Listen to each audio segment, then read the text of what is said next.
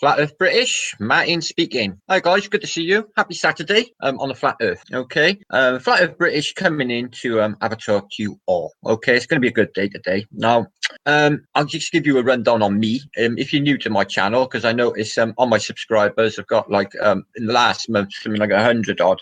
Don't know any of them. All nice new people. So I'll just give you a rundown on myself. Now, I've been going quite some time. If you look at my channel, I got something close to 400 videos. With my secondary channel, I got over 400. So I've been out a while. Basically, setting up my stall for the Flat Earth, which is the truth. Now, I can't imagine what's going on, but I know that it's a flat plane and we're static. Okay, I'm digging into it for years and I've gone down all sorts of avenues. But at the moment, it's getting huge. I believe this is going to get really, really big. But there is a danger that the Flat Earthers may be sort of thought badly or criminalized, if you like. We have to be careful because these powers, they're aware of us because we were brought up in the Vatican 2 days ago. The Pope, Black Pope, said concerning Trumpski that Trumpski was worse than flat earthers when it comes to climate change because Trump is pulling out apparently of some Paris agreements, which I know nothing about. I'm going to check my volume show I'm actually coming out. Oh, ooh. I want you all to say hi to Audit Baz. She's my friend and she's from lovely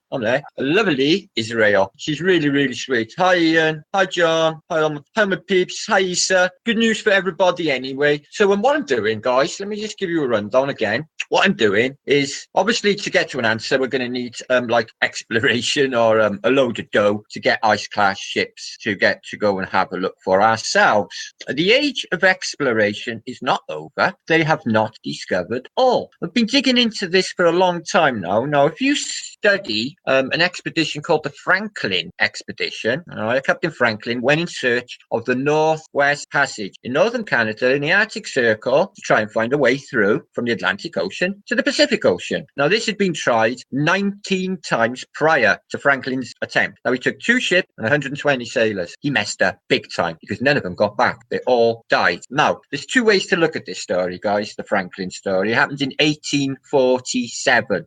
They never got through, okay? Now, either this is a scaremongering story to keep us up and say this place is just going to fucking kill you if you go there, or there's a truth in it. Now, 50 years later, Emerson, the first man apparently to go to the South Pole, Emerson goes looking for the Franklin expedition. In their tracks, he finds their burial place where they was buried by Inuits. And then he's on a ship with 7 people and he discards its crew on this island in the archipelago that is northern Canada, and he stays with a load of Inuits, which are basically haven't changed since their Stone Age, but their way of life is beautiful. They live in igloos. They're under bear skins, naked at night, and they're hot. These places are hot. They've just managed to eke out a survival. The landscape doesn't feed many people, obviously in the Arctic, but they had an expertise for tempting seals out before they clubbed them or got them. But they would only live in villages of 20 or 30 people so they could sustain themselves because the land doesn't give up much. All these polar explorers at this time were unaware of this. They took canned food. Unfortunately, the canned food was in lead-lined cans. So, unfortunately, the Franklin expedition actually died of a mixture of scurvy because lemon juice that they had stored in the ship went off. Lemon juice doesn't keep, the acidity drops. So they had scurvy. And the effects of scurvy are bleeding gums, bleeding nose, bleeding eyes. It is horrendous. So some died of that, and the rest died of lead poisoning from the baked beans and the bully beef in their tins. Okay. But I had Lawrence Wright spamming all of my comments today, banging on about said Gleason's map. I'm apparently pushing a Gleason's map. Does anybody see a Gleason's map hanging around, guys? Have I mentioned the Gleason's map? No, he's nuts. So he's come to my comments. He's saying about Amazon and the distances and that, supposing that this bullshit is real. Now, for my mind, okay, I've looked into this shit. I've got a handful of books up there on this one topic alone, right? Scott, okay, I got one book book by, it's called The Worst Journey in the World. I don't want to get up and pull it for you, but it's by some of the survivors of the Scott expedition. Now, they're leading us to think that Scott managed to find Amundsen's flag in the middle of a supposed continent with the magnetic pole shifting daily, hundreds of miles apparently, on their model, and it's on a couple of ice blocks, the flag, a Norwegian flag, and he pinpoints the flag in the middle of a supposed continent. To me, that's bullshit. The Shackleton expedition, if you know about that, Shackleton, he got stuck in the ice. The ship got crunched up. Yeah, I've seen statements from women in Scotland who said that all this happened in a Scottish loch. So my screen just froze back now. So are these things just set up to keep us out? And I really looked into this Franklin expedition. As you know, you can watch a YouTube 3 hours long. There's that much information on it. But yeah, again, it's this picture of this place is so horrid for you to go to. You will definitely die. You do not want to go there. Yeah, Amundsen went there in a small fishing cutter with a reinforced bow, right, with only 7 crew, travelled light. So, you know, these extremities are doable. We could get there. You do not need a giant ship. You need a small ship, small crew, but they're highly trained. You know, he had his people, Amundsen, training in the Norwegian Alps, daily running and surviving off the land in Norway prior to the exploration of the Northwest Passage, which eventually got sorted by the 1900s mark, which is crazy. Are ships going through the Northwest Passage today? No, because there are ice flows that come down from the Arctic Ocean and cut these things in these channels in two. It's an unusual story, the Northwest Passage. I do suggest if any of you look into the Franklin expedition of 1847, but that's not what this post is about. It was just coming to my mind. Now, this post is concerning what I'm doing, guys. I'll explain now, right? Now, there's enough people banging away at NASA, isn't there? Okay, there's enough people pulling away the orbital mechanics, like John Morgall doing all that. Oh, stunning work being done, and tests. Now, I'm getting fucking bugged to shit by certain people, like Sky, saying, when are you going to actually go out and do tests? I was out doing a test yesterday. I was taking photographs of the transparent moon in the daytime and the sun, which was just by there. Freaky ass shit. Okay, so I am doing tests, because that's a test. That's an observable test with my camera and my eyes. But I do intend on going further afield very, very soon. I have something planned. Okay, things are in the planning. Why am I freezing on my side? Just make sure my shit's coming through. Okay, guys.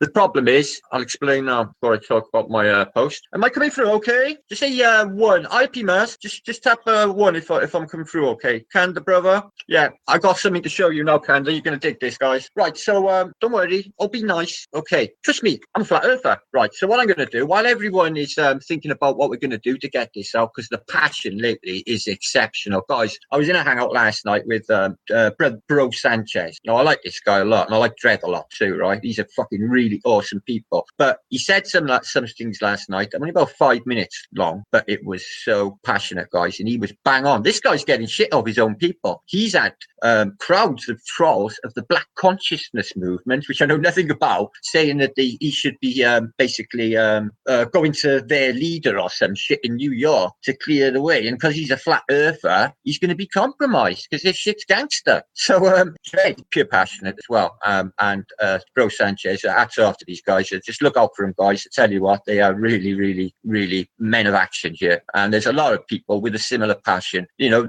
we recognize this for what it really is.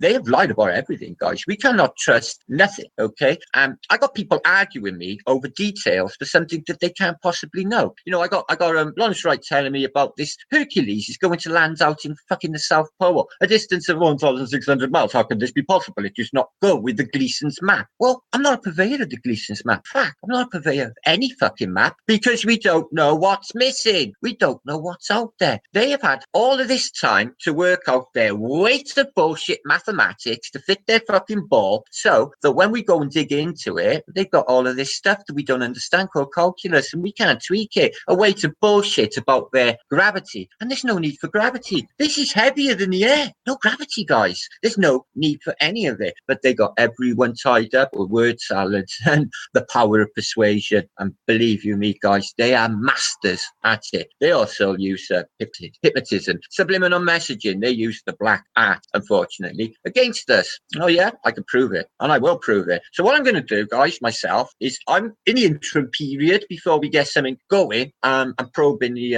extremities of their ball to find out where the fuck we are or what's going on. Until that day, today, okay, I'm going to be basically probing into what I know, because I've got so much I could share with you guys, and it's been just in there, and it's no point in there, is there? And this is concerning the flat Earth. You may find it of interest. If you don't know about Father Crespi, I'm about to let you know, guys. Now, the story goes with Father Crespi, Italian missionary. Okay, I'm going to share screen. If I glitch, let me know, okay? Or lag, please let me know.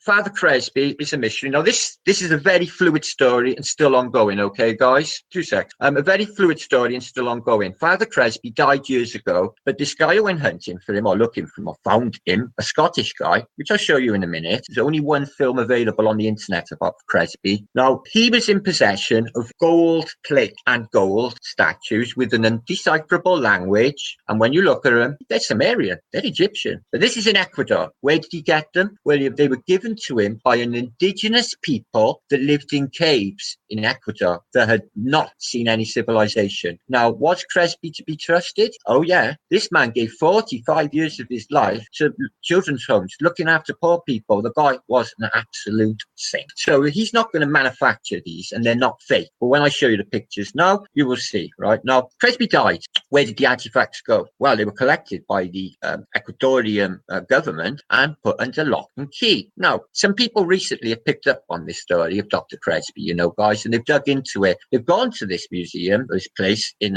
Ecuador, and they've asked to see them. Some photographs have been there out. Now, the reason I'm bringing this to your attention, guys, is because they're telling us, right, now, we are flat earthers, aka we know there's no fucking spaceman. But, you know, even for the people who do believe in the ball, just put this past yourself, like Pimas or people like that, put this past yourself. Do you honestly think, right, they can travel light years, 186,000 miles a second, right, if that even exists, from the closest fucking star, maximum Centauri, or whatever it's called, Alpha Centauri, is 123 point something fucking light years away. It's so vast, it's ridiculous, and that's the closest one. They can't get you. Nothing could go anywhere if that model was accurate or real. It's not. It's ridiculous. I can see exactly what they were doing. They were just telling us that we were insignificant. The deeper implications are mind-blowing.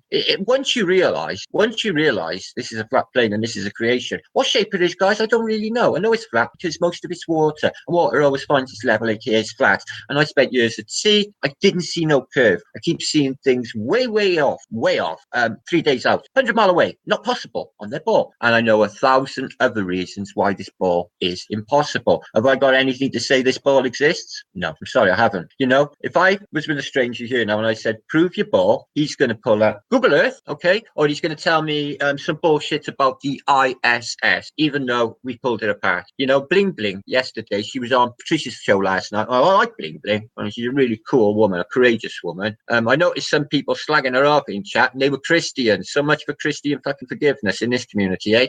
Now, that woman is safe. Now, she put a video out 2 days ago, whereas you've got a French astronaut on the ISS, and he's got a tablet on his thigh. Now, either he's playing games with them so we can freeze it and pick this apart deliberately, which I think it might have been, or he's made a boo-boo, or he's a good man and he wants to let us know. But there are three people in the reflection, okay? A guy with glasses and a beard. There's a man with a mask on, which looks a bit like a grey. So it's given this fuel to, ooh, there's greys on the bullshit ISS. Now, Father Crespi is linked to all of this. There is theories that Father Crespi is Adolf Hitler, but I really don't think Adolf Hitler was an Italian speaker.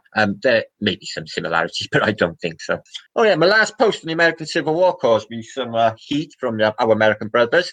My grandfather was in the American Civil War, and he said it was hell. Right, now, I'm not saying the people didn't die. I'm saying there are no bodies of tens of thousands of people. They are saying every set-piece battle was sized bigger than the Battle of Waterloo, hundreds of thousands aside. Okay, so all you will see is bodies of dozens. And I just got questions. Official photographer Gardner admitted that he set the shot. Okay, now this book here, Gold of the Gods, I've had since 1974, which is when I first seen about Crespi. Now he's been in my mind on and off for 40 years. Okay, now there is something in this. Let me just show you. I'm going to share screen, and hopefully every time I share screen, I go back. I turn into a Chinese film where I go, "Hi, my name's Flat Earth British," like that. You know, it doesn't work. Well, I'm going to share screen anyway, guys. Let me just see if anyone's actually here. Oh yeah, you are. Good to see you, my brothers and sisters. Hi, Gem Panda. Yes, we're all astoundingly ignorant. We bow to your superiority, Gem Panda, aka Agenda. We bow to your superiority. We wish we were all as clever and as posh as your fucking self. Anyway, and in the interim period, shirtless, one love my brother, period, I will tell you about shit, okay? And today, I'm going to tell you about them. That's after this. And I got a guest come in, left-hand path. I'm going to drop him a link in a minute, okay? So that'll be good because he is very knowledgeable on all things to do with hermeticism, which is basically a lot to do with what's going on at the moment. I could run down on this social engineering that's taking place, but 2 secs, I'll share Crespi in a second. Today, on the news, bullshit, bullshit, bullshit. Now, my city, I live in Cardiff, the capital city of Wales. Today, in my city, is the European Cup fucking final. Juventus, an Italian team, versus Real Madrid, a Spanish team. In my stadium, the National Stadium, 80,000 tickets sold for them, and another 150,000 people visiting the city. Over 200,000 people in my city. We have 7,000 police on patrol with guns because this is the biggest security operation in any sporting event in British history here today. Also, with the smallest city ever to host the European Cup final. So it's fucking chaos. My city is absolute chaos. Don't like it, but to be honest, I don't even. In the 80s, my city was shit. It was a typical rundown, dirty, old seaport. You know, in the 80s, I used to think, Jesus Christ, why is anyone visiting this fucking city? And now, since the 1980s, I watched it develop. Space City just grew, and everything just came out of, the remnants of King Coal. We were the biggest coal port in the world. It's unusual what's happened in this place, but it's got us. So we got the European Cup final. So shit, I hate sport. I hate all the mentality of it. Full stop. All them people so fucking sound asleep. To me, guys, it's just me personally. Like NASA spending all that fucking money, $85 fucking million a fucking day for what? CGI and all them starving people. Okay, I can't live with it, guys. I find it really difficult to stomach. There's kids, mending broken fucking limbs with mud because they haven't got proper plaster. Shit like that. I'm not saying don't vaccine them. I'm not saying any of that. They've got just clean water, clean living. Okay, guys, these people have to be helped. Now, this waste of money is disgusting in this day and age. I don't understand any of it. I really don't. I don't know why people even want this shit to go to space or pretend to go to space. I really don't. I watched the SpaceX 2 days ago. We were all in chat, flat earthers, hundreds of us, okay? They called it off. They said, there's a 1 mile an hour wind. We're going to have to call this off. Stop. It was a beautiful blue sky. So 2 hours later, they launch it when we've all fucked off, because we're all there scrutinizing it. To me, it's unbelievable. After 20 seconds, it's CGI. Yet they're all there in the control room. All clapping like dolphins on their $250,000 a year shit job, right? Lying and acting. They know. One of them came on camera and he's like, on camera. I better look like I know what I'm on about.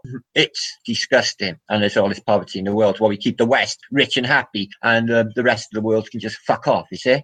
Disgusting, guys. I'm just really sick of it all. The powers. I'll go into that a little bit, mate. I got a little story to tell you of when I watched freedom disappear in Britain, because I've actually lived through the whole thing, okay, from the 1960s, and I watched it develop, okay? Now, just check it all here before I show you about Crespi. Okay, I snack, okay? Okay, I'm just going to show you this about Crespi. You may or may not be interested, but I think it's rather interesting. If you haven't seen it before, now, these people here picked up on this story that I'm telling you about Crespi. 2 seconds, seems I've lost my cursor, and I've frozen. Bollocks! There I am. Okay, so I'm just going to share about Crespi. I'm just doing this before there's an event in probably 2 hours' time with a link out to my friend Beyond the he's in 2 hours Beyond the Magic Curve. My friend Left Hand Path, who's going to come and hang out with me for a bit. Okay, this here is a page I found called Ancient Origins. Well, I don't buy Asians. I'm not really sure what's going on, but doesn't seem to want to scroll. Okay. There. The truth about Father Crespi and his missing artifacts finally revealed. The story of Father Crespi is a mysterious and controversial account of a priest, Ecuadorian, involving claims of an unknown civilization, strange golden artifacts, a subterranean cave system, system containing a metallic library depictions of strange figures connected with America and Suma, or ancient Sumatra or Mesopotamia. In an unknown language, evidence of extraterrestrial contact, conspiracy involving thousands of missing artifacts. But how much of the story is true? Set out to find answers that give exclusive access by the Central Bank of Ecuador. Right, so the Central Bank of Ecuador kept these. Okay, there's questions though, guys. I'm thinking to myself, why, the local gangsters in Ecuador permitted a priest to hold on to all his solid gold from an ancient civilization when they have robbed him. I don't know, maybe he kept it quiet. Anyway, Central Bank in Ecuador in private artifact collection of Dr. Cresby tucked away in a hidden vault and in storerooms, including the controversial carved metal plate, which had not been photographed for decades. Okay, guys? So this is Father Cresby. I'm going to show you some more on him in a minute. There are some conspiracies out there that he's indeed Adolf Hitler, but no, that's just stupid. But okay, it's still fluid. There's people been looking for it. There's not too much information on the rest of that. 2 secs. Okay, now still here. It's just not loading. 2 seconds, people. Damn, not responding. Come on, don't fuck up. I'm live. Oh damn. Well, let me stop sharing screen a second till that actually sorts its shit out, because it's not loading, is it? Very sorry, people. It's not actually my fault. Now, wait for me to come back. This is only my picture. There I am. Is my mouth all out of sync? No, it's not, is it? Okay. Yeah. I don't know what happened there, people. I'll just bring that up again. Okay. So I just delete the page. Now, Cresby. Okay. So he has solid gold plaques with an undecipherable language. Some Scottish guy hears about the story. He goes out to basically track on this father. This guy from Scotland, he's died. Okay. His daughter, who was taken over from her father, is still ongoing with trying to pursue the story, because it's far from over. Let me just show you about Cresby a second.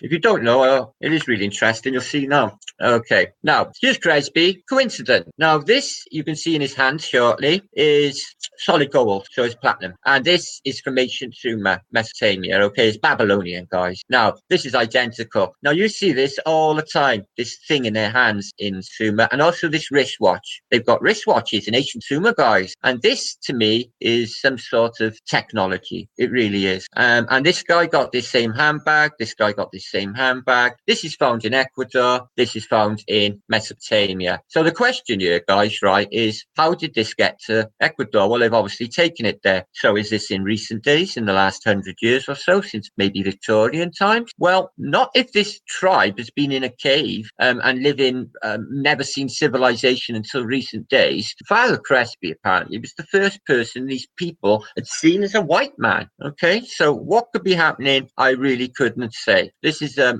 depiction of the tribe that apparently lived in this cave system. Whether they're there today is still under question. There are ancient lost indigenous people still in the Amazon, as you know. This is the Sumerian glyph I may have showed you the other day, but this to me is definite some sort of technical device. Okay, it just is. This is arcing. It looks like one of those plasma lamps to me, you see, where you touch the sides. Now this is a bas relief that you will see from Father Cresby, and it is what is called by some people as an Anunnaki. It's a reptilian creature. It's got the scales on its head. It's got the lizard eyes. It's got even forked tongue. This is the same handbag, same wristwatch. What is this doing in Father Cresby's possession, and what is it doing in locked away in vault and not in the Ecuadorian museum? Pray tell, why wouldn't they show? Because they're hiding. This is why I'm showing you guys. It's hidden. Now this is ancient Sumerian. Okay, now you just take note of this. These symmetric marks. All of this is from an indecipherable language, but it means something too. There is overlaps. You can recognize some of this writing in the Middle Ages, especially to do with alchemy. I noticed you shirtless the last night on Robert Toonweaver's show, which was really good, by the way. Mentioned this. Maybe you can come on and talk about it as well sometime, because it's really interesting. Now that was found. It's solid gold. There's an indecipherable language. You can see the pyramid. You got the sun at the top. Two sort of cat things, I suppose. An elephant. Now, have they got elephants in South America, guys? Another elephant there. Have they ever had elephants in South America? No. Could that be a fake? Well, why would they put a pyramid and all this symbology on it? Really? really. I don't know. It's such a mystery. These plates here were in a part of a book, and the pages were made from copper. The binding has rotted. This is the Georgic lead codices. You can see here the Georgic or the Judean candle holder there. It's really interesting. I'm very, very much into what the Dead Sea Scrolls say, or what the Essenes put in there. The truth of manifestation is there. Oh, no, to Portugal. Interesting. Or a 50 escudo. I've got a load of escudos in my drawer. That's Quetzalcoatl in his spaceship. Right, let's get off this.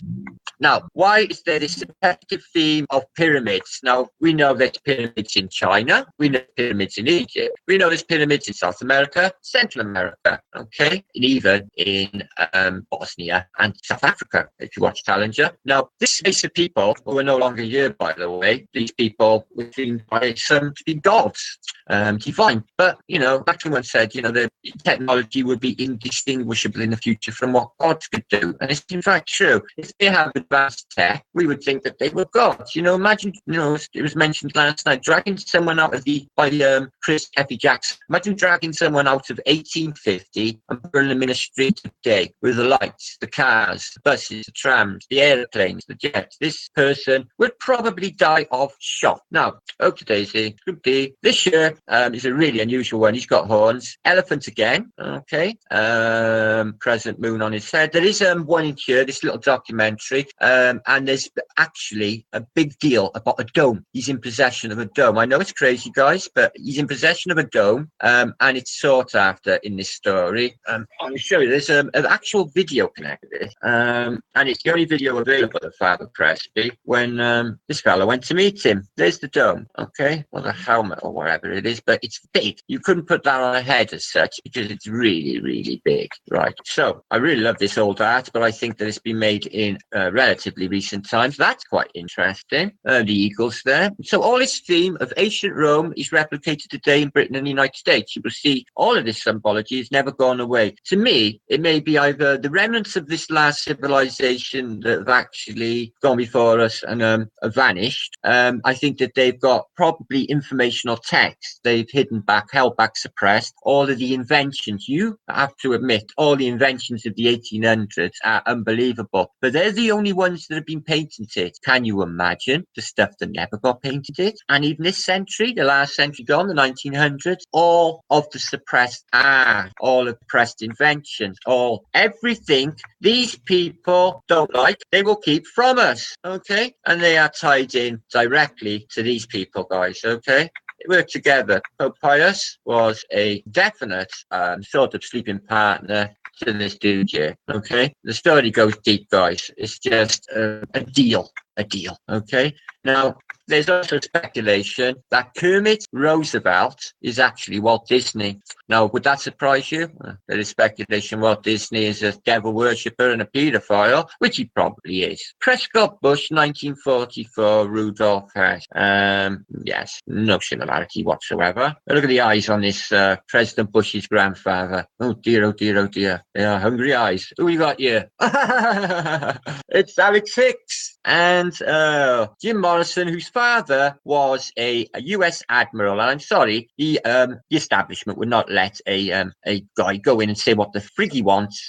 He was definitely a psyop, part of the structural engineering and the social engineering of the day, to bring in basically the hippie movement that was killed in 1969 by the, that's interesting, by the Manson murders, because it criminalized all basically hippies. Because hippies were responsible for these apparent murders. It was a complete psyop, by the way. It was the end of the hippie movement. It just moved on from there. People actually used to beat hippies up. Skinheads used to beat them up, and people used to spit on them and shout abuse at them, saying they were terrible people, culty, if you like. So it was all by design. It brought in and ushered in this movement. Woodstock, when this was the moment, Woodstock was 1 week before. You had the moon landings, and then 1 week after Woodstock, and 1 week after that, and some murders. So you've got the bullshit of the moon landings, and then Woodstock, 500,000 people turning up and being free. 2 days in, they seed Woodstock, make it rain to flood the entire place. But the people, they do what the government don't want. They get on together, protect one another, and they feed one another. And this is what mankind is.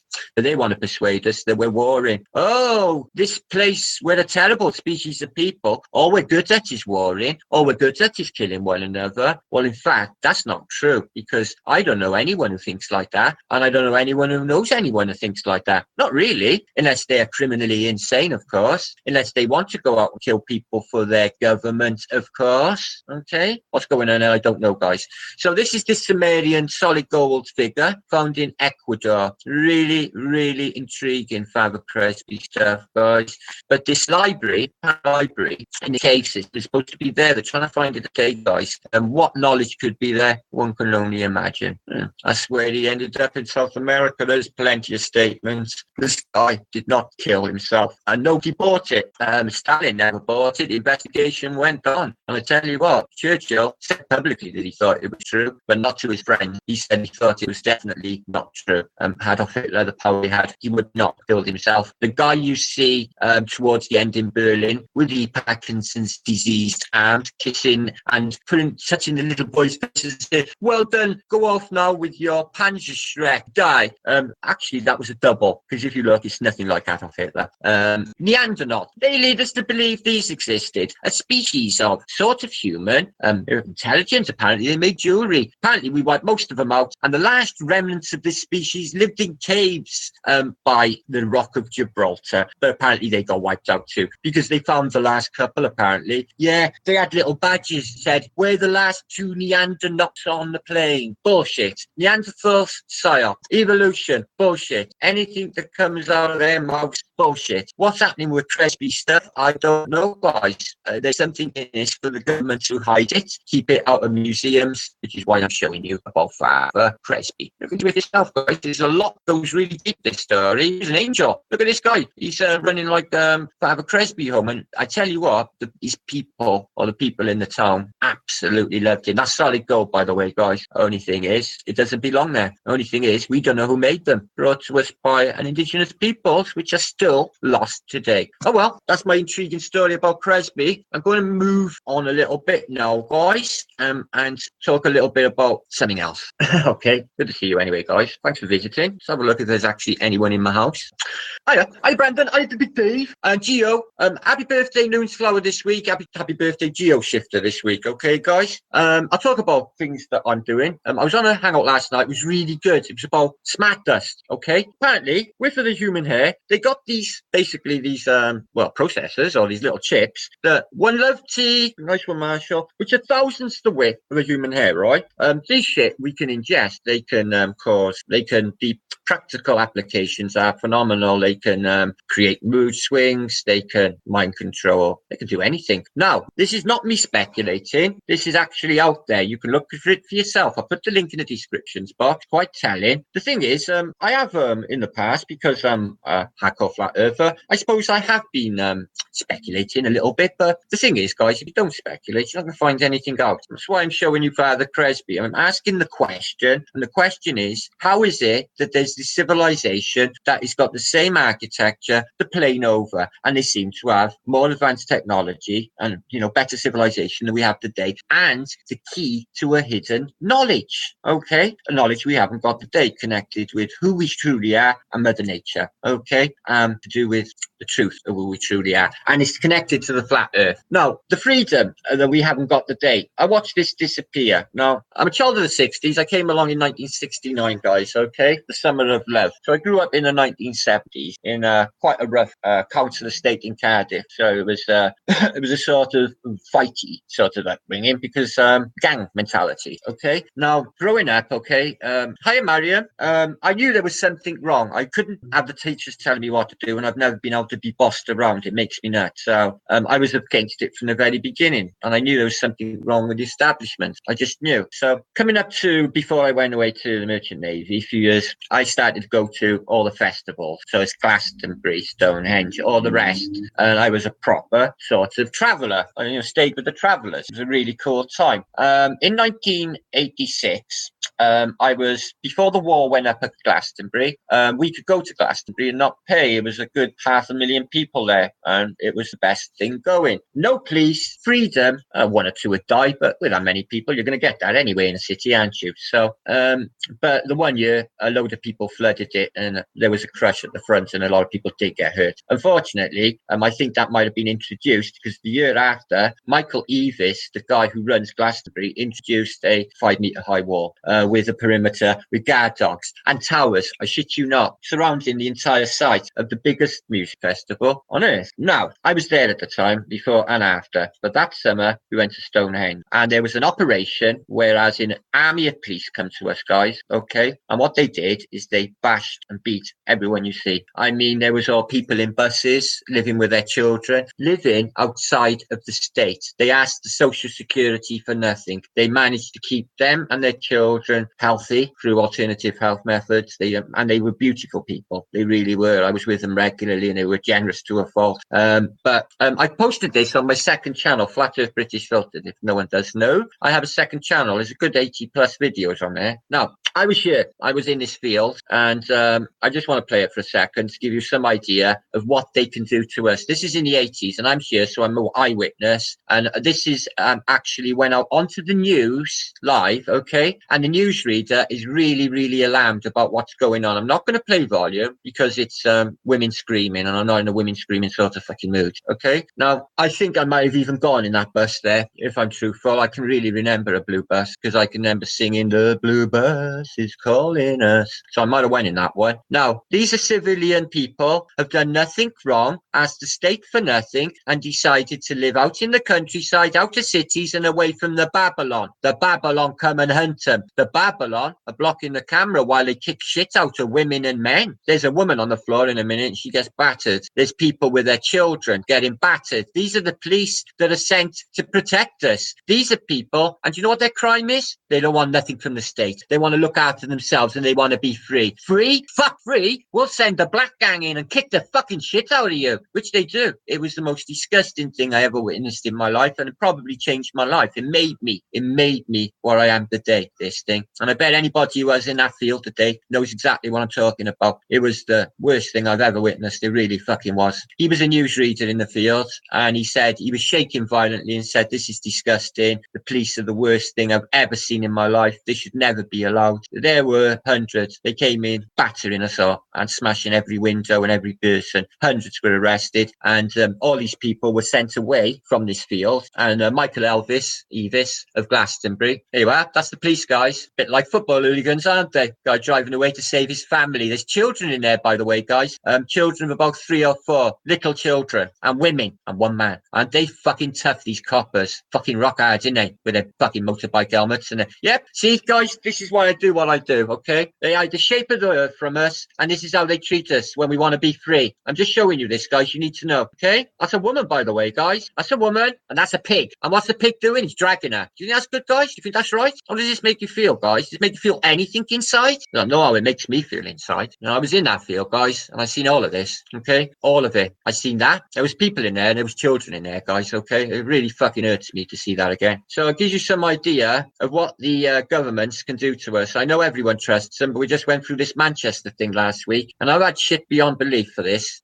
But if I'm honest, I've had a lot of people from Manchester contact me saying that they don't ring true. You know, there's so much wrong with this. Nora Noonsflower was in Manchester today. She went from Victoria Station, which is adjacent to the concert hall, next door. You can go straight through into Victoria, but it's had work done on it for the last month, coincidentally. Now, she's tried to take photographs, and they have not really been happy with her. They pissed her off. I spoke to her this morning, but she tried to get some information or some photos for us. Hopefully, she's got some film. Hopefully, she's going to pass it on. Okay, so this is good news. Now, this Manchester, I'm calling this every single time. I said, oh, Oasis will come back now and do a fucking comeback. Oh, yeah. Brilliant. Brilliant for singers that are basically has-beens and not making fucking music anymore, like Oasis or Robin Williams or Take That, because they've all come back for gigs for the people of Manchester. And this demonic soul, Adriana Grande, if you dig into her life and you know about her, oh, she's a player in the Illuminati triangle, all right. She is no different to Rhiannon with the invocation of voodoo, no less. US. You know that Rhiannon? She was using a song called Under the Umbrella. Umbrella is a vocational chant, and she had 100,000 people in Glastonbury reciting a demonic chant. Sinister, isn't it? So this woman is grande. She visited the hospitals in Manchester to basically publicise herself some more and look good for publicity purposes next to these happy children with nothing wrong with them in a hotel, in a hospital.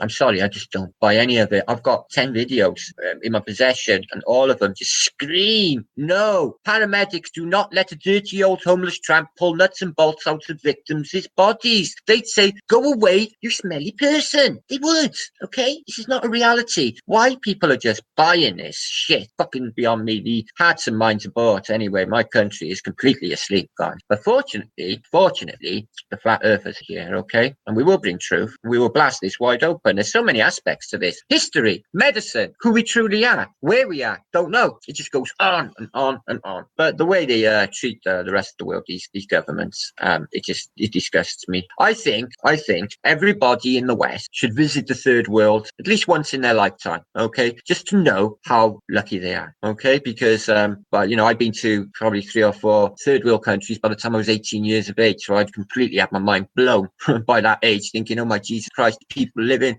with their whole entire families on the side of a busy main road. I seen a little kid, playing in the gutter where he was living, and his big coaches, buses, hurtling past this little kid at 60 miles an hour, and he was playing inches away. My stomach turned over.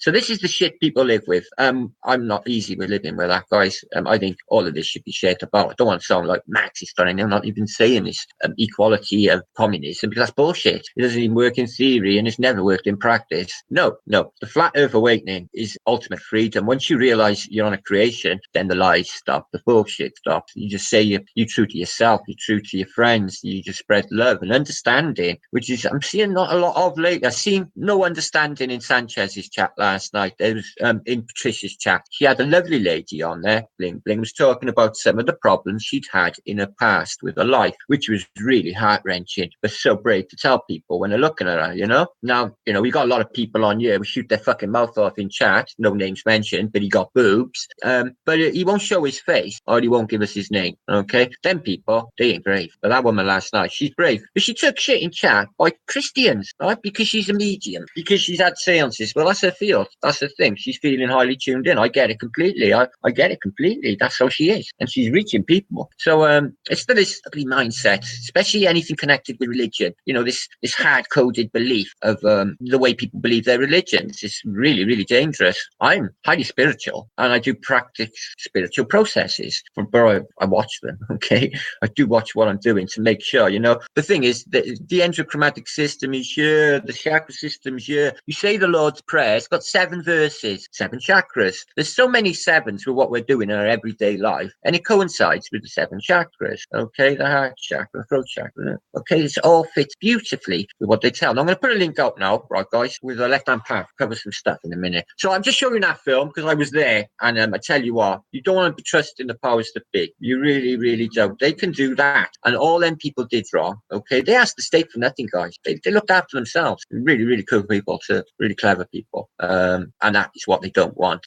I know of a story of a guy lived quite local just in the next valley over, and they were farmers. They lived, not farmers, but they lived on a house on top of the hill. They had a well. The water board knocked the door and said, you've got to cover your well over. You're not allowed to have that water. Oh, no, I own this land. That's my water. I'm afraid not. It's run off that mountain, and that mountain belongs to us. So that's our water. Cap it. They won't even let you have your own water. Every house in Britain had a coal fire, so you could go and get your own heat at the woods. A nice big log for the winter. Yippee! But they took them all away. They blocked them over and put electric fan heaters in, or gas fires. So you have to keep coughing. God forbid you should have anything for free. God forbid you should have heating for free. So bad, guys. So bad. I'm just going to put an invite out a second for my friend Left Hand Path. Hopefully you come and join me for a bit. I could. There's actually in the sidelines on my links a shitload of people that actually want to join me on my hangout, but I don't want to do that because what I'm thinking is I could end up sat here then till like late tonight. I miss all the shit that's going on, and I want to do that. Okay. I'll come and visit you all now, guys. 2 seconds. I'm just going to drop a link out to my friend Left Hand Path. So I had a message from this gentleman Tommy. Tommy, get back to me if you see this. Tommy O'Deed in this radio show in Boston. Now, my plan is what I'd like. Now, the last time I'm living on a UK landline, which means I'm going to have to take a fucking mortgage out to pay my phone bill. I can't afford it. So I don't really want a phone again. Not fucking Boston. I know it says on my tariff it's supposed to be 5 pence a minute, but I don't trust it. I haven't had my bill through, so I'm a bit worried. But, I don't want my internet fucking going. I got to pay 2 phone bills, you see. Now, I sent him a mail saying, you're bound to have Skype set up. You're bound to have Hangout set up. You've got a podcast on the internet going out all over America and the world, and you've got a big fuck-off television on your wall. You are bound to have these things. So would it be possible if I could have a link, and that would be free, and then I could, yes, Mark. Hey, brother. Hello, how are you doing? Oh, I'm doing really well. I'm cooking on gas and just doing my thing. I really don't know what I'm doing. I'll turn your mic up a bit. Oh, hang on a minute. That's fine. Is that all right? I got you. Yeah, it's fine. Yeah. Great. So how are you? How's it been going? Good. It's good to see you around. Yeah, it's good to be back on the show. Thanks for having me on. Yeah, no problem. Anytime, brother. You know that. We have our own Mark and Martin show. Yeah. Yeah. So, what have you been looking into? I know your channel got fucked over. Mine is too. I'm in the process of trying to download all my videos, but it's cramming up my computer, and I can't do anything. Well, yeah. After the channel was hacked and everything like that, I did put some videos back up, and I ended up purposely taking them or hiding them because I was getting a lot of misunderstanding on the videos. And it's like what you were saying earlier when you were talking about so-called Christians, insulting somebody, a decent, genuine person, talking about their experiences in the chat, and it's nonsense. The thing is, the stuff I was talking about was quite high level, and I'm not asking anybody to believe in it. You can think it's the biggest load of rubbish in the world if you want, but if you're a genuine truth seeker, you've got to understand this stuff. You can't just sort of sit back going, oh, that's demonic, oh, that's definitely demonic. You can't do that. You've got to actually think, all right, what is this? What does it really mean? And that's what I was trying to do. But, sadly, you just get the everything is satanic brigade jumping in, and I can't be bothered with that, to be honest with you. So that's just through ignorance, Mark. I could clearly see what you were doing everybody a favour. Look, you need to know thine enemy, and you can't just whimsically presume you understand their coding and the way they, the way that they run their weird-ass religion. And you got an inside knowledge into the Semitic arts, these things that they do practice, which is a reality. We're not just speculating here. We're not. This is a reality. You can, it doesn't take long to dig into these people to find out what they're doing. They leave their calling card on everything they do. It's incredible. But, oh, my God, it goes so deep, Mark. It really does. It can be very difficult to talk about because, there's different arms of this truth community. And some people really do want to expose things, and they really do want to find out exactly what I know this community has in fact attracted some people who are sort of demonic in nature, not in nature, but interested in that sort of thing, Satanist types, if you like. Right. Because when I was on Quasi-Luminous' show, a load of them followed me over. There was that young boy, Satanic Light, and a few others with really dark, demonic sort of attitudes. Well, yeah, so I thought, oh dear, they're talking complete ignorance. They're on about blood, doing blood rituals without any knowledge of what exactly they're doing. Highly dangerous. There is obviously this type of thing where, I've spoken to Satanic Light a couple of times, and I'm sure he's a nice enough he's a nice lad, boy. You do get this kind of the rebellious teen phase. Often you get this kid, they may have been brought, I'm not saying this is nothing to do with Satanic Light, this is just a general No. You get this kind of rebellious teen. Often they've been brought up in a slightly religious household or whatever, and they're starting to doubt some of it, and they get a copy of LaVey's Satanic Bible and they keep that by their bedside, and it's dark and edgy, and it's got these scary symbols and all this, but all teens go through that phase, don't they? You have to read Blavatsky, because the first time I ever read that, I thought that, fully through, I thought that something magical had happened. I thought I'd had some, sacred knowledge passed down to me. Yeah, H.P. Blavatsky in philosophy. Yeah, very interesting. Yeah. But the knowledge in these arts these people are using is a definite. They are using these techniques against us. They use it in, simple things as like advertising, just these subliminals and this coding and the invocation and with words. What they're doing with words is frightening. Honestly, even the written word has an impact on us. It really does. Yeah, I mean, you can think about it to begin with in very, very simple terms, and just ignore all the mystical things for a moment. People talk about magic, like ritual magic or magical work, but we've got to define what magic actually means before we can start talking about that. So generally, we would define magic as the science and art of causing change to occur in accordance with will or intention. So you want to manifest a change in the so-called physical world, and you put forces to work to actually create that change. Now, in very, very simple terms, it can be like you've got an idea that you want to put out. So you use magical tools, your laptop and your webcam, and you create an invocation, a magical voice, the English language, and then you force that energy out into the ether, the internet, and then it starts to affect the consciousness of the people that watch the video. So you've put out a change in the world, and that's like a really simple way of getting into people's minds. And so with advertising, they use like little words, they use little images, and it may be very materialist in the way it's like go out and buy something. Yeah, well, a frequent responsibility. What I'm doing, I've started, in the last few months or 6 months or so, I've started to feel a real responsibility for what I'm doing. Basically, so many people watch me, and I do not want to mislead or fuck anything up. I don't want to focus too much on this, but how the community is sort of going in Flat Earth. There's a lot of negativity going, and I think, you do absolutely right to think, what is it that I'm putting out here, and is this the right sort of, the right message or the right way? I've had a real rethink what I've been doing. Like I got in the 2 years I've been doing this, right? I've been swept away on a tidal wave. My life's been surreal. It really has. Every single day still is like a roller coaster ride from beginning to end. It's just crazy. But I don't want to be like I don't think I've ever hopefully been intellectually dishonest in any way.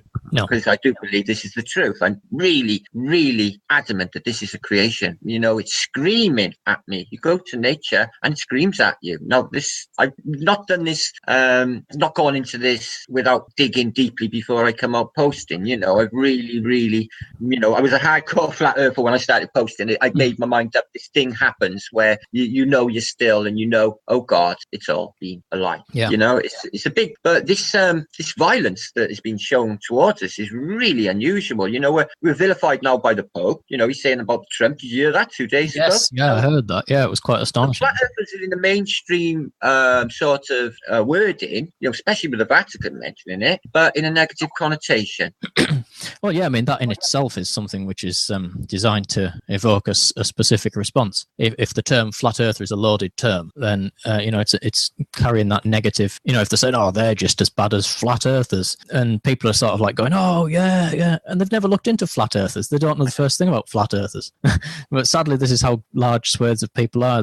It's like all knee-jerk reaction, and this is how this type of thing works. That gets into their mind, and they never question it. They just go with even in the truth community. I see people who are accepting something which, when you look into it deeply, you start to think, oh, hang on, this is a little bit different to what I've been told. Or, this part of it might mean something completely different, but they don't want to know. They'd rather just go into like a little corner, a little clique, and, believe whatever they want to believe. Sorry, Mac. I was modding last night, Patricia's chat, and there was a young fella in there called Ty, and he was really annoying. He ended up calling one of my friends, Ravenwolf, a effing C. So I banned him, but he kept asking us questions. But I thought, no, entitled to ask questions. He's been civil. What's happening above? Don't know. So what's happening below? Don't know. Where's the edge? What bloody edge? His questions were valid, but like it just occurred to me how little we actually know. Well, it's absolutely right. Yeah, we could talk about this for 10 hours and still have only scratched the surface of what the stuff actually means. Yeah. This is why I'm sort of. I'll probably get bored with delving into the historical aspects of this. There's so many overlapping aspects. Now, this alchemy or this Semitic art or whatever was happening in the 1500s, Bacon and the rest. Now, whatever they were doing or whatever this hidden knowledge is, this invocation or this manifestation, I believe they're doing it on a really large scale. They are using this. Things are changing.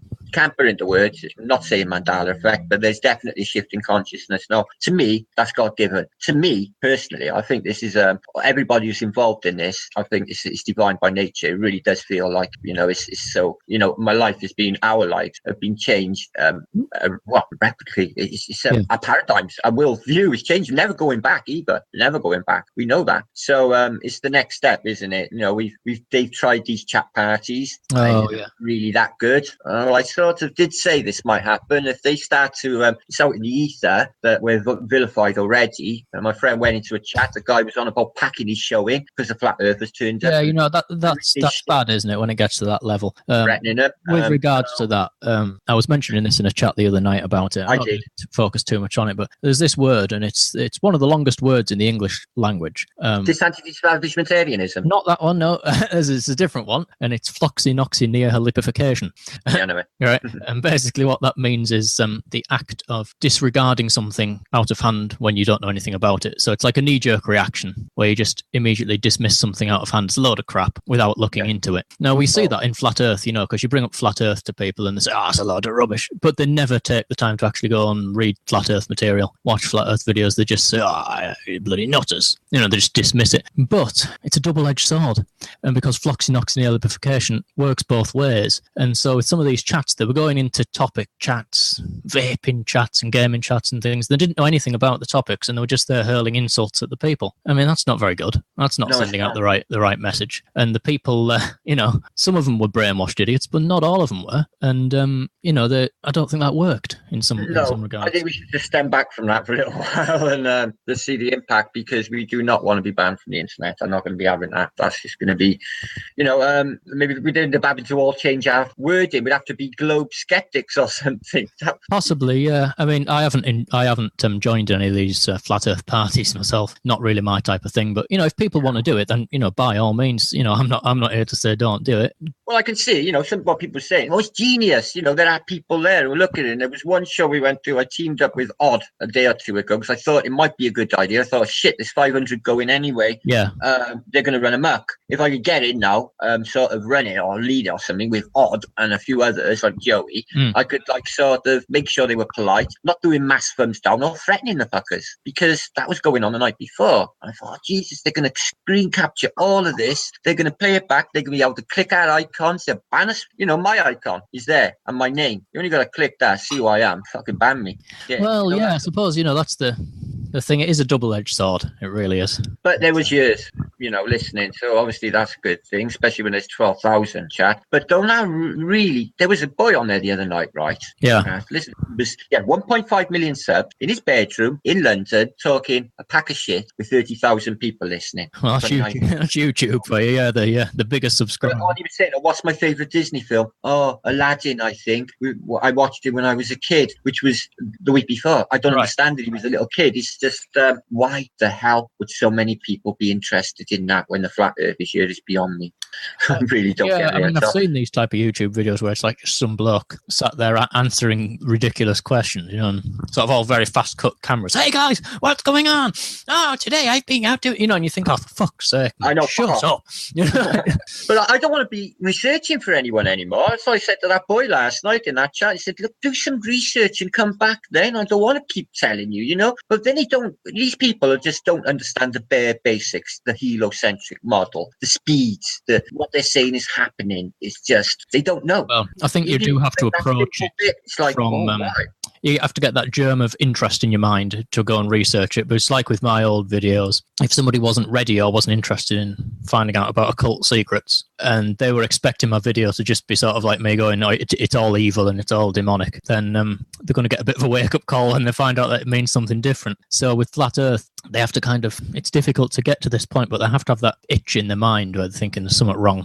So that's what it was like with me, you know, you just get that sort of something not right about what I'm being told. And then you find Flat Earth, and when you first find it, you always think, I don't believe it. Same. You know, you always... You know, finding it while you were looking at, when you stumbled across Flat Earth on your recommendations? What were you looking at? God, you know, it was... I really can't, strangely enough. I can. I was listening to Coast to Coast AM every single day for 2.5 hours or more, every single day on YouTube for years. Okay? Years. So I, you know, it's like thinking, well, what kind of people would get this? Somebody conspiracy like Coast to Coast, the biggest radio show in the world. Okay? So I'm looking for a specific one with Whitley Strieber and George Norrie. Right. And I'm scrolling through Flat Earth. Oh, really? Oh, well, that's interesting. I didn't even think that's silly shit. I thought, that's interesting. I clicked it, and honest to God, I was hooked after the first video. Yeah, when I really started digging into it, it just hits you straight away, and it's so obvious. It's like I've actually known this all along, but you didn't sort of consciously admit it, but you did know it all along. No, in a way, in the background, back of your mind, what's wrong, what is wrong, and it was. I think one of the ways that people do get into it is starting by questioning scientism in general. So they're questioning Brian Cox or these idiots on the TV, and you start to think, well, it's just not true. There's a book by Lawrence Krauss called "Why Is There Something Rather Than Nothing?" Yeah, I've got it. On the first page, he tells you that he's not going to tell you why there's something. He's only going to tell you how. So he's gone against the title before he's even started. Yeah, no. And then he doesn't even tell you how, because he has the bloody universe there to begin with. Oh, well, in the beginning, the universe started expanding, and oh God, it's just clearly not. I see the actual conference. I think it was a TED talk or something. Him bringing up his book. I think he had it was Klaus. It was Richard Dawkins, one of the novelists. Can't remember. And they had that exact. Somebody brought up what you just said there. That the universe was already there to begin with. Yeah, and he was really. You could see that he was getting angry. You could see that if he doesn't fit with what he's saying, Lawrence Krauss, you can see the temper. Oh yeah, it's a one way or my way or the highway with these people. Yeah. But it's like funny because these people, these hardcore new atheists on the comments, something that they always say that always makes me laugh is they always paraphrase this quote: extraordinary claims demand extraordinary evidence. They say that all the time. Now hang on a minute. Believing that the entire universe was there to begin with, started expanding and then contracted, the entire universe, not just your bedroom, the entire universe went down to the size of a pinhead and then exploded, and it all just balled up, and then gravity appeared, and then and then life appeared. We don't know. Yeah, consciousness just appeared and it started to evolve. If that's not an extraordinary claim, what is? That is a really far-fetched story, isn't it? It's ludicrous. I mean, it's actually far more logical to just say, in the beginning, God made it. I'm not saying that, I'm not preaching religion, but it's far more logical to accept that than what it is to come out with this nonsense. It really does. There's something deeply wrong with the whole thing. I can't put my finger on it. I mean, more than flat Earth. I mean, more than the magic and the shit that's been going down behind our backs,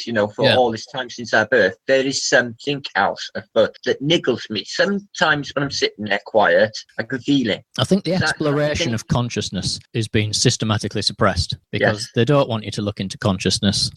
Near-death experiences, people have them all the time in ICU, and it's constantly covered up. Oh, it's just this, it's just that. She came back, but she wasn't in a very good state when she died. Yeah. She came back. She's with me now, but she died 3 times. Once with me there, right? No, twice with me there, actually. Yeah.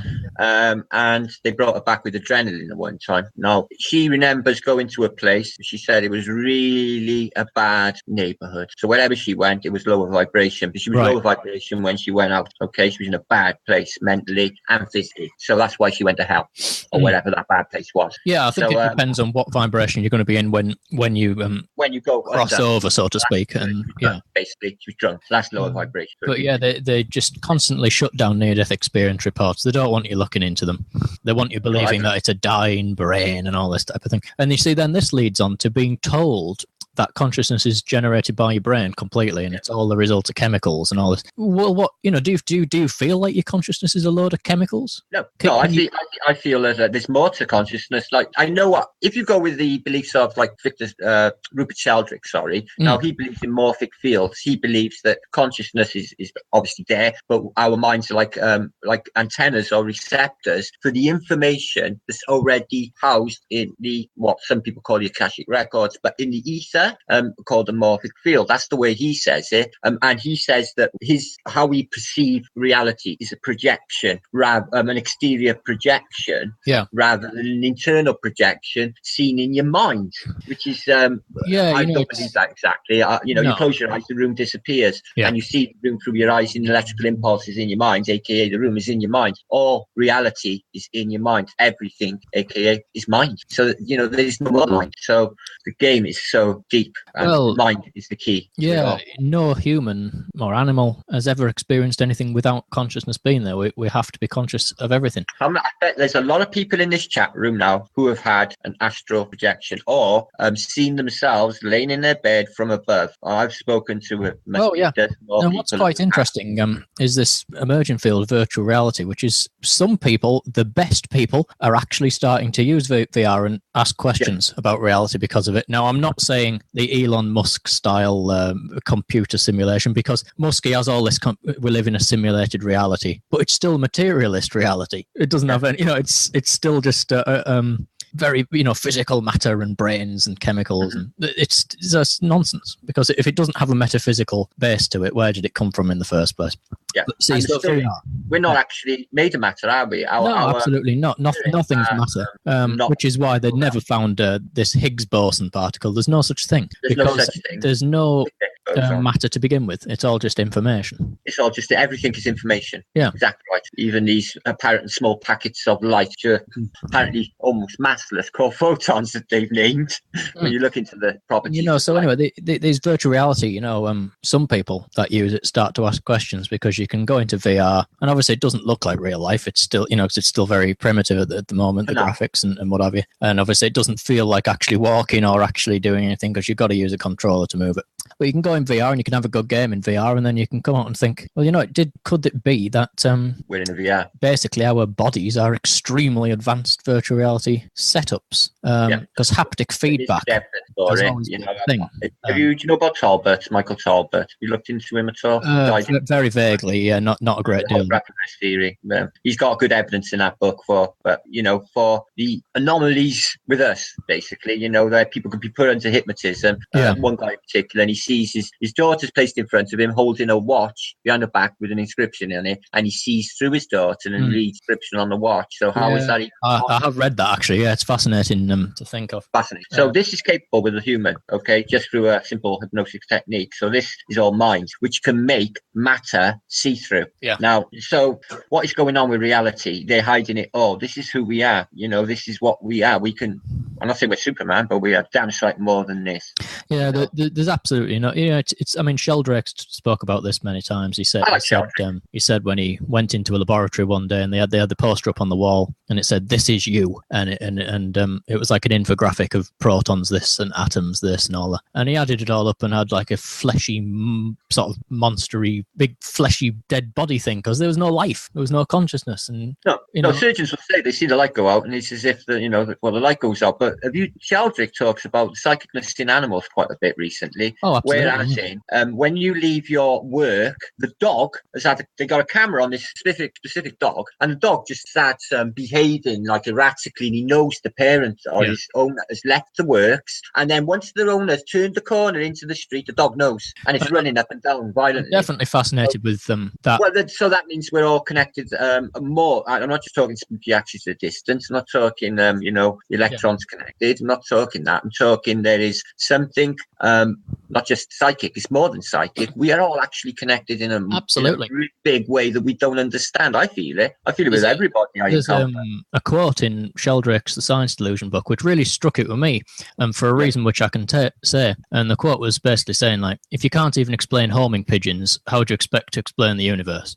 Now, it struck with me because when I was being brought up, my father used to have homing pigeons. He was pigeon racing bloke. It's very popular in the north of England. And you can take these pigeons in a cage, put them in a wagon into France, and they'll find their way back to my father's back garden in bloody Lancashire. No, it's magnets. Following a ley line or a motorway. No, this is the thing. If you can't explain, a mile away, and it managed to find its way home. It's 2 years to do it. If they can't explain how homing pigeons find their way home, but we're expected to believe that how the whole universe began, it's rubbish.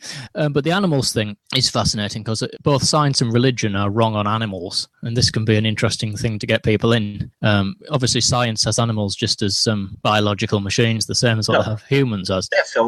Nonsense. And a lot of mainstream religions like Christianity have animals as alive but without souls or something like that. oh, they haven't got souls, they don't live after death, and again, that's human arrogance and human egoism taken to its highest degree. The only real mainstream religion that has animal souls more realistic, in my opinion, is Hinduism, in that they have in Hinduism all consciousness is connected, and so all life springs from the same source and experiences itself through different channels. So that makes much more sense than believing that humans are this divine being and everything else is below them.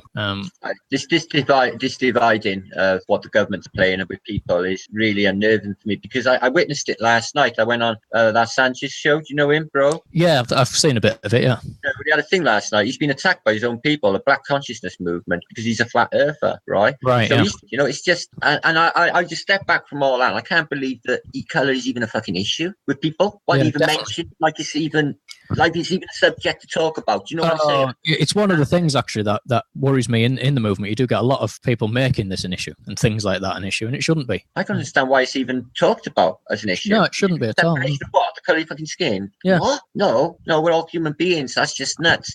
But the governments are just making people hate one another. The front pages of the paper this week, Muslim chaos to come in Britain this summer, but then they're letting them come in, so they're playing both sides. It's all based on hatred. Now, anyone watching this, go and look at quotes by Rumi. That's Rumi. Rumi.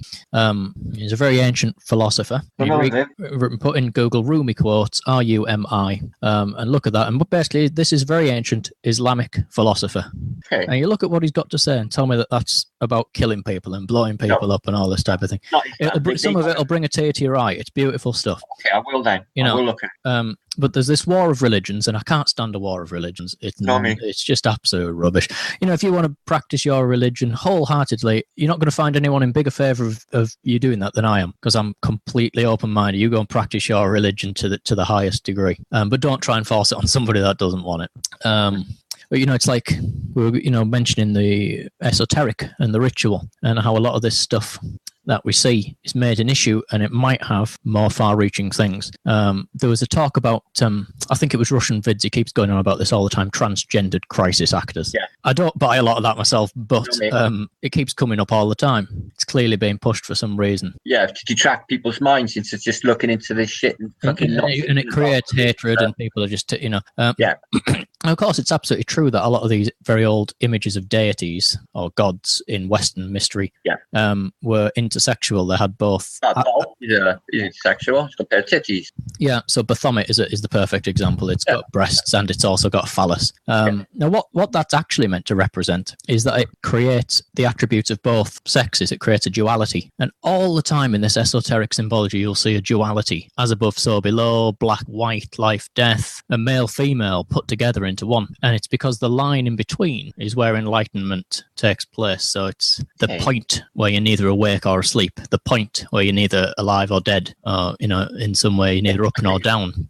So if you look at those famous black and white squares, it's the line in the middle that's really important, which is neither black nor is it white. And that's what these people are going for. And a lot of this psychonaut experience with DMT or ayahuasca is all about taking people into this interdimensional point where they're not asleep, but they're not awake. And they're in like a middle point, and so they can receive things. And so really, when you get these deities with a pair of breasts and a great big erect phallus, it's not supposed to be anything perverse as such. It's saying that it represents the attributes of both sexes. Makes sense. What is the significance of the oculus you keep seeing in all these Baal symbologies? And I see it in Mesopotamia. I've seen it recently.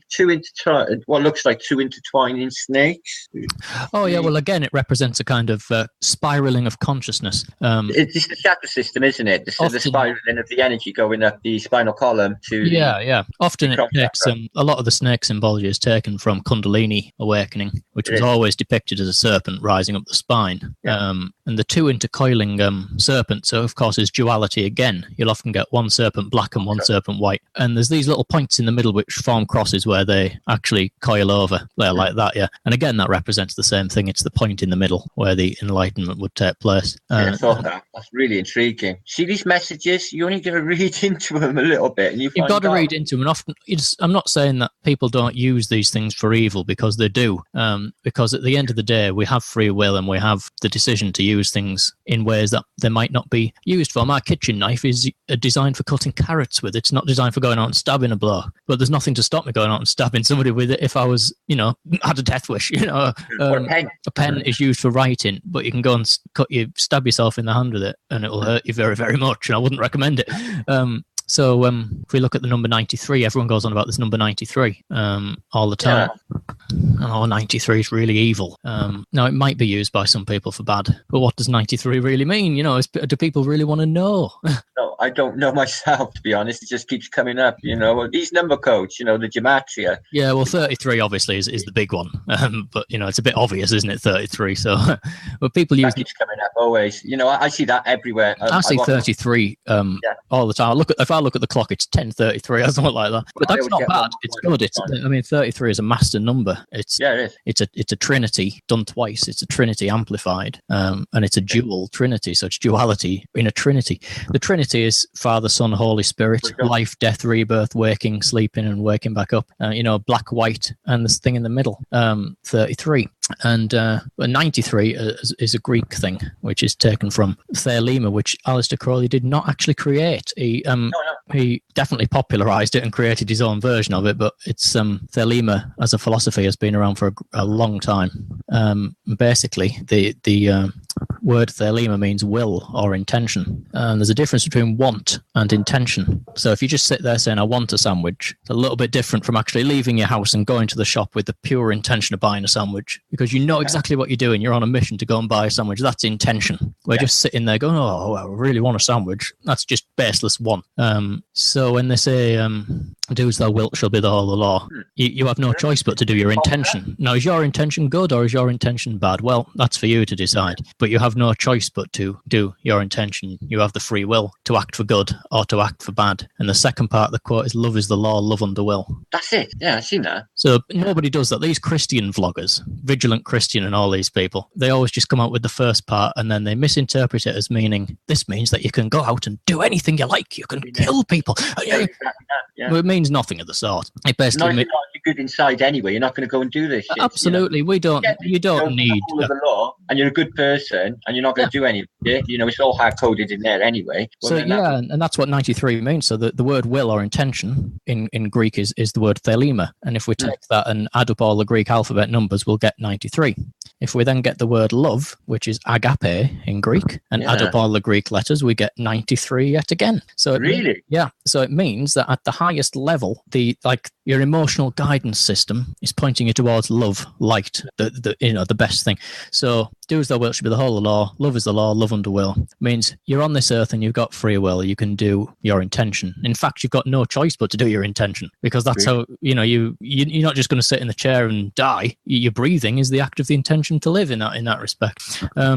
But you can act for bad or you can act for good. But if you're going to be acting for good, and the highest good is going to be towards love, light, and the positive, because it will and love have the same value, 93, in that regard. Yeah. So awesome. That's good news. Yeah, it's all good. I mean, people going about. Obviously, we've never met this Aleister Crowley bloke.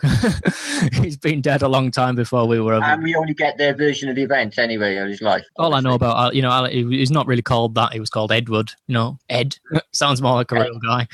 Eddie. He lived in Scotland. Ed from Scotland. Yeah, he lived the last of his life in Hastings in a bed and breakfast. Was he a nice bloke or was he an awful bloke? I've never met him. Some people say he was very bad. Some people say he was eccentric and whatever. It's not really important. It's not important because he's no longer with us. He did contribute masses of occult literature. You can either love it or hate it. It's not for me to say. It's for anybody to decide what they want to do with it. It's good to understand it, because that's why I look into it, because I want to understand what they do. I want to know thine enemy again. I want to know these tools, and I'm aware of the power of intent, because I do it myself. I've managed to basically intend things in my life which were seemingly impossible and do them. People would say, no, that's impossible. So, oh, really? Well, it's going to happen, and I would have no doubt, because it's doubt. As soon as that doubt enters your mind, it's gone. Fizzles, evaporates, it's gone. You must see after the event.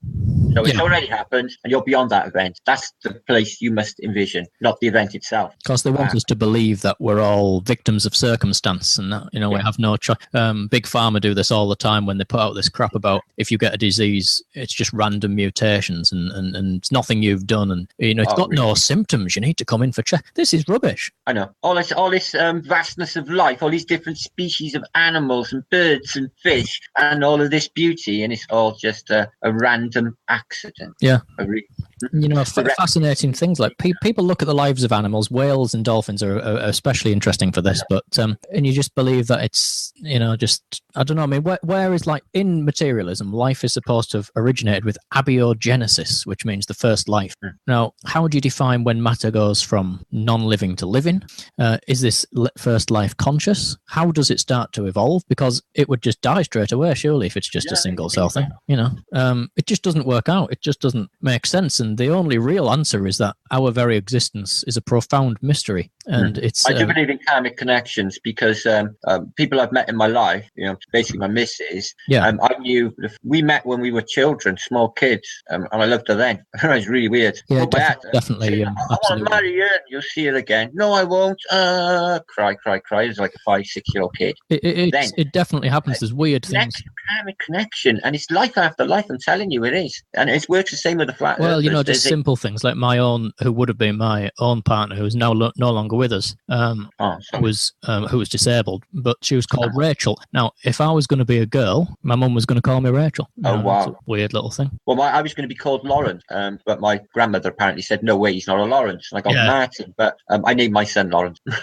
Yeah, so you get that in there somewhere. Yeah, but there's all sorts of things like this. You get these little synchronicities, and it's like when they say about the opposite to a conspiracy theorist is a coincidence theorist. You can't write all this stuff off, especially when it keeps happening time and time again. I'm not writing it off. I'm not writing any of it off, because I know something going on. It is, and reality is not what they're telling us, and I know this for a fact. This is why I keep going on. People, I don't know what they must think when I talk about these things, but the personal things that have happened to me, namely in the Merchant Navy, that do not ring true. I've seen people in their demonic forms, evil people, which means that evil people have a demonic presence that you can actually witness with your own eyes. I've seen it. Yeah, that's a reality, and I believe you me, they were fucking terrifying. Oh, absolutely, I'm sure. Yeah, I do not want to see him again. And not only that, I seen one of them never changed. The lady was a 91-year-old German woman called Ava. I thought she was Eva Braun. She turned to me to open my door to say turn to, and her face hadn't walked back. I still seen it, man. I still seen it. It was fucking scary as shit. And I wasn't drunk or on anything. I was at sea straight. This shit happened. Now, the only thing I can presume is these people were really dark entities. I do believe they practiced something. There were things on the ship which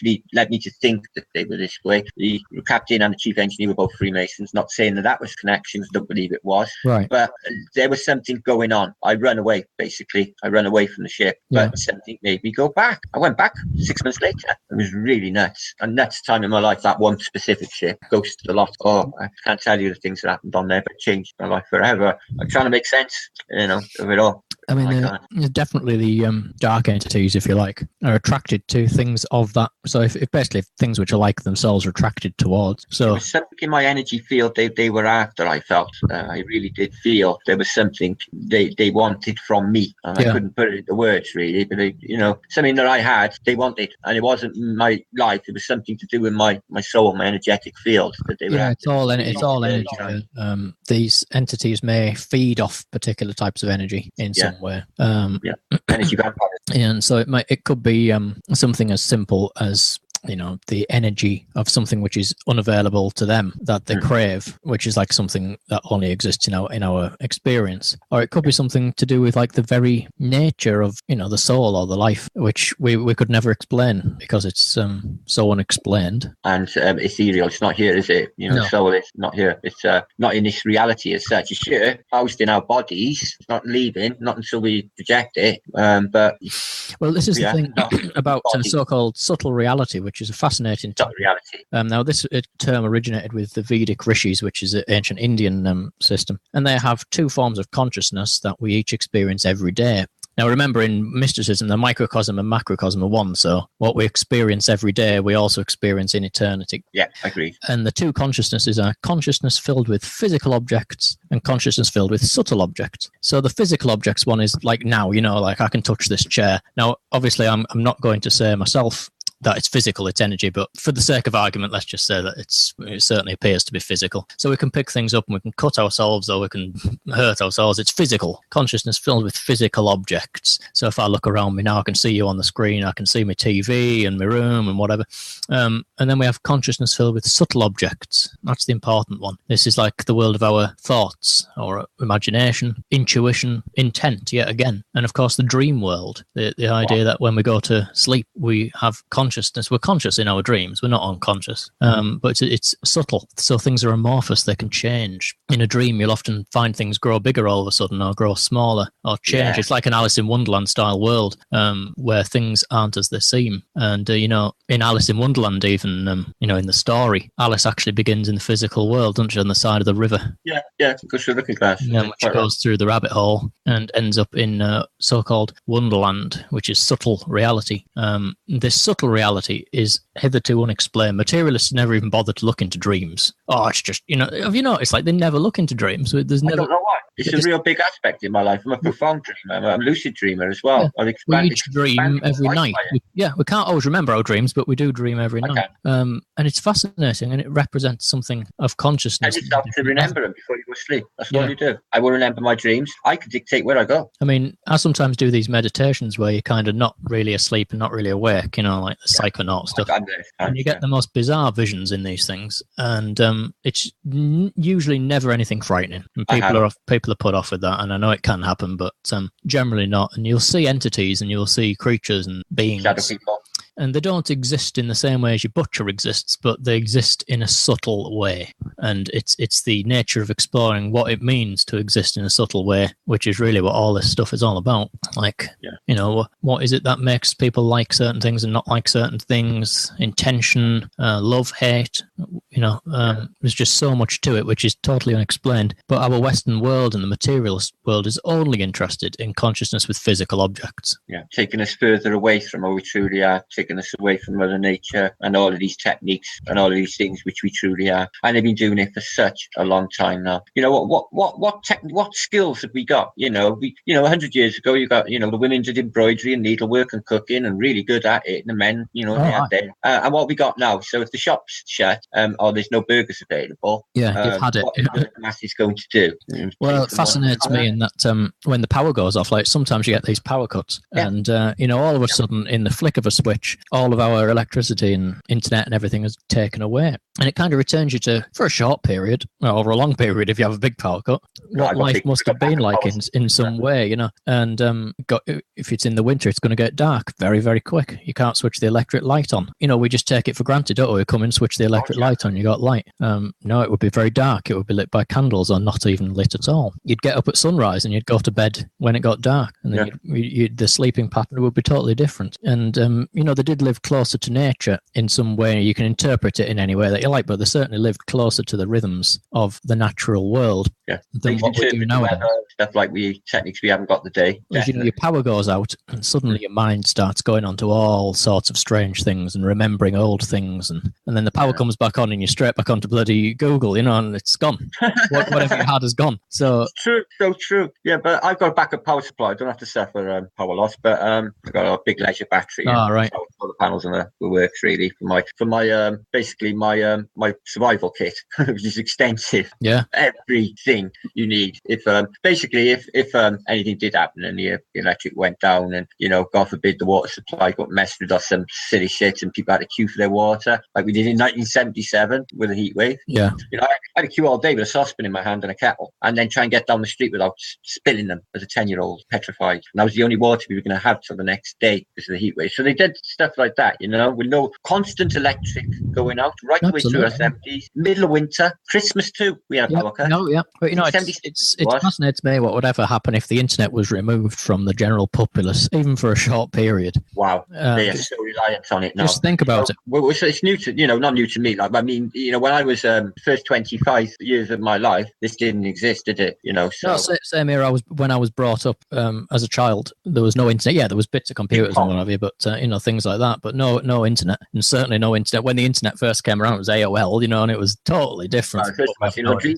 Sorry? Dreamcast? Do you remember Dreamcast? Yeah, Dreamcast.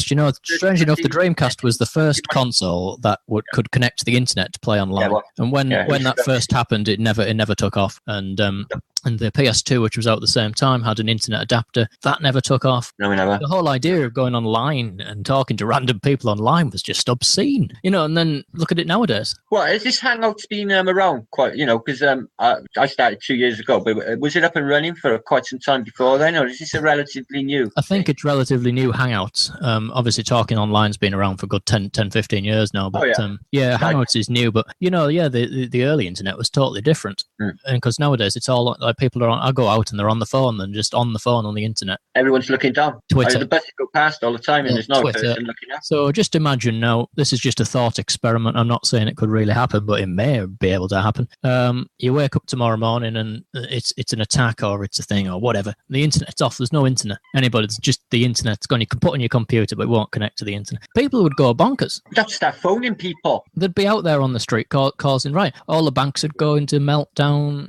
Everything would go. And it just shows how reliant we are on the internet and Dr. Google to solve all our problems. Planes done by the internet, apparently the defense systems, everything, shipping, you name it, it's all done by computers. So if the computers went down, we had it, absolutely had it. Banks can't give you money, they can't go back to pen and paper, but they managed fine for all of that time, didn't they? Until the computer came around. You go back 125 years ago. Oh yeah. It was, until Edison switched them light bulbs on in the bank of fucking JP Morgan. Until that day, before then, it was nothing. There was nobody knew of electric, no cars, no fucking planes, nothing. But everybody managed to apparently invent this world we see today. But I think there's a balance to be struck. Like with everything, when we go back to these symbols, they all represent a balance. It's black and white, and So some people take this to an extreme and get rid of the technology completely type of thing, which I wouldn't I wouldn't go say that, because it's a balance. If you can have your technology and your computer and everything, but still retain the other side of the coin, that you are infinite consciousness and that you have a spiritual nature to you, but then you can switch it off and you can stick on the TV and you can enjoy the technology at the same time, then you're inhabiting that line in the middle and you're doing really well. It's basically a set of scales, and when things go to one side. I'm a Libra. Yeah. Well, there you go then. So a little set of scales. Scales, yeah. Just to keep me. People that don't want to interpret it in a spiritual way, if they don't want to, then they don't have to just interpret in a psychological way. If you go too towards the material and you're just obsessed with possessions and nothing else, then you're out of balance. You need to have the emotional aspect as well. So you don't have to interpret it spiritually if you don't want to. Obviously, I would say that there is definitely a hell of a lot more nature to what we are, but it represents a straddling of a line and a kind of you can enjoy the things that you want to enjoy, but at the same, you're living in the world, but you're not possessed by the world. No, the bad things people do, as far as I'm concerned, is just product of social conditioning and the way that they've been brought up. And that I don't think people are inherently bad. I think it's just the way the boys where I live, they all end up on the same fucking thing. They end up in jail and end up on drugs and death. It seems to be something they all go through around here. It's just so sad, but it's engineered because we're in a really lousy neighborhood and no money comes here. They don't really give a shit. So expect it. The kids here expect to live like that. It's really, they're not saying they're happy to do it, but they recognize it because you hear them say, well, we're in the shit here and we'll be like this. Yeah. They're bad people. Sell bad drugs. They do bad things. They rob. They're all dishonest. There's no trust anymore. No trust. When I was young, you could trust your friends. Yeah. There was trust. You knew you could leave your front door open. Nobody was going to run in and rob you. It was unthought of. But now, no. Now you definitely a target. Everybody is who's not like them. Yeah, it's a fascinating thought. I mean, my family before, which lived in the Valley, South Wales Valleys, Ebervale, and down to Llantrisant and the Rhondda, they would all say the same thing, that you could go out and leave the door open and everybody would look out for you. It's amazing. Absolutely great. you know, make sure they had cooked dinners. You know, everyone left the front door. You could walk into any house. You didn't have to worry about paedophiles. It doesn't even come into your mind. There was no suggestion. And the thing is, I think paranoia about paedophiles is kind of warranted because clearly they're out there. They're very evil. Yeah. We don't want our children getting taken by paedophiles, but it can go too far as well. I mean, you know, if you're not a paedophile, you know, like people are almost accused of being a paedophile by default, aren't they? It's just absolutely obscene. BBC equals paedophile. Yeah, so it's obscene. It's just ridiculous. Oh, do you know what I missed last night? Listen to this, right? The one show on BBC television was in my city, and I'm watching on the telly, and they got a settee up where Alex Jones is talking to the comedian Patrick Kelty, the Irish comedian, and there's all people just standing behind him. I thought, oh Jesus Christ, if I can jump in a taxi now, I could be there in 10 minutes. That's the police in a hurry. I could be doing that in front of about 5 point God knows what million, and I missed it. I didn't know. I gutted. I wish to God I'd have gone. I just Welsh flag with flat Earth on it would have done. You never think about it when it happens, do you? Because you walk down the street and the BBC are there doing the little thing that they do. But yeah, definitely. It's things like that. We have a lot of BBC newsreaders and these anchor people in Canada all the time, and I've walked past a few times. Before I was a flat earther, I went out on the 6 o'clock news, BBC, walking along, choking away. I had a phone call 10 minutes later. Somebody said, "Jesus Christ, Matt, I just seen you on the BBC News on the haze in Cardiff, smoking a split, walking past the camera." It was me. Yeah, I seen it on iPlayer as well. It was fucking me, all right. So, you know, I guess, you know, that was before Flat Earth. I really need to. I got a good chance in this city. There's always news happening, and there's always something like the European Cup tonight. It's on now. The European Cup final. Oh God, yeah. I was on a train the other day, and it was a Cardiff-bound train, and it flashed up essentially saying, "Don't go to Cardiff this weekend unless you're completely mad." Because I'll tell you, I went to Barry Island once for a day out, and I forgot that Six Nations rugby was on, and Barry was absolutely beautiful as it always is. I love the place. And I got back to Cardiff Central, and I was like, "Oh, Six Nations rugby's on," and there was just people everywhere, you know. And I got on the train, and it was like a sardine can, and they were bloody. That's the same now. It really is. Oh, Jesus. They've got a campsite in the castle grounds with thousands of tents and teepees as well. I love teepees for people to because there's hundreds of thousands who come here just to the event. It's absolutely incredible, Cardiff. It's just it's amazing what's going on. I mean, you know, biggest security operation in British history. Yeah, it's I like to visit things when it's quiet. You know, if I'm going to go to Cardiff Castle, I want it when it's quiet, and there's not going to be many. I want to go to Llandaff Cathedral. It's 2 miles from where I'm sitting, and I've never been in there. Can't believe it. There's an interesting part in Cardiff Castle called the Wartime Shelters. And it's like that sort of walk through, and it plays like noises of bombs going off. And I love that because it kind of really transports you into the time, you know.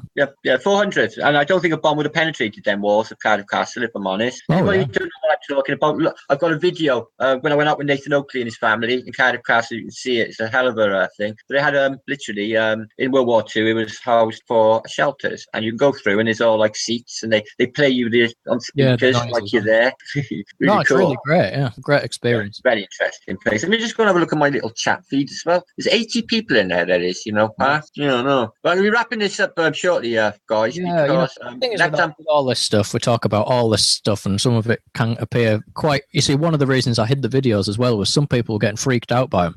And you know, because they do appear at first glance to be quite scary, don't they? You know, some of this occult stuff. Not the way you lay it down, though. You know, you explain it so beautifully, especially with the incantations. You explain how, you know, when you do it yourself, it's like, oh wow, I can actually feel that. Oh, so I can understand how it works. Some people were unfortunately a bit scared by them, and most certainly that's not my intention. I mean, I don't want anybody to watch a video and come away thinking that was creepy. I felt that I'd learned something important, because the thing is, I can't really pick up what I need to know from the internet. You know, this sort of feed coming from you when you've looked into this for so long, you know, it's really good information. That's why I need to let, you know, that's why I'm doing it, you know, trying to get people to understand what's going on. It's so important. It really is. You know, it really saddens me when you get like certain truth seekers who aren't really truth seekers. Yeah. You know, redemption is at hand. Matt and Lika, please can you post Left Hand Path channel? I can't find it, Mac. Well, we'll stick it in the. I'll stick it in the comments after if you like, and then you can just click. I'll put it in the descriptions box anyway. But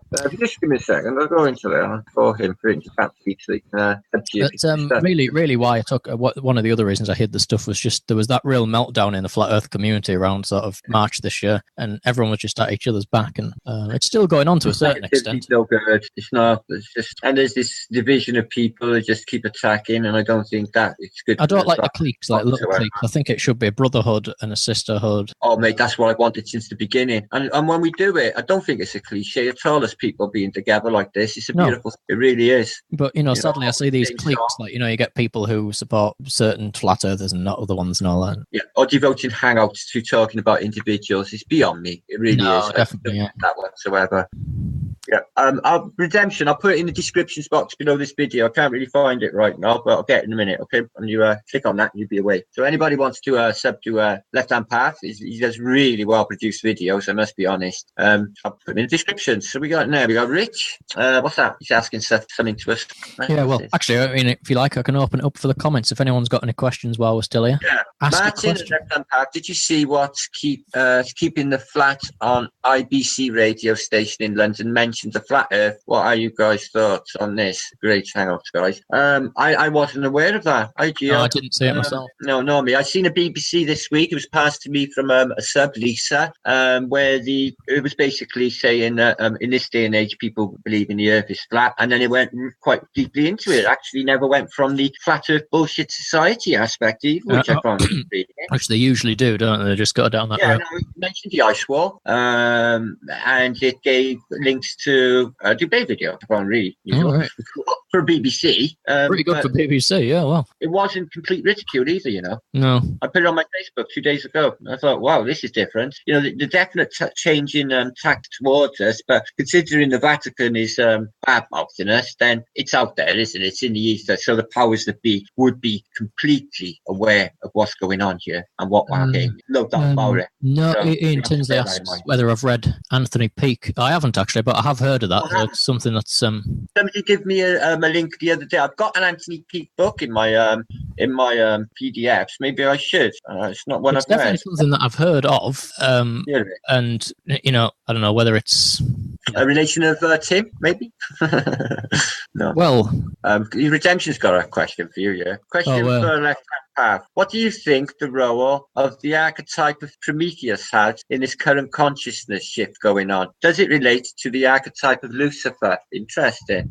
Well, a lot of the archetype of Lucifer is an entity of enlightenment, of course, and a lot of these things were taken from much earlier topics, including the Greek entities in that regard. Now, Prometheus, who let's have a look at the actual imagery of Prometheus. I just have to bring it to my mind. The actual legends, which is that Prometheus with the Olympians and the Cronus on it.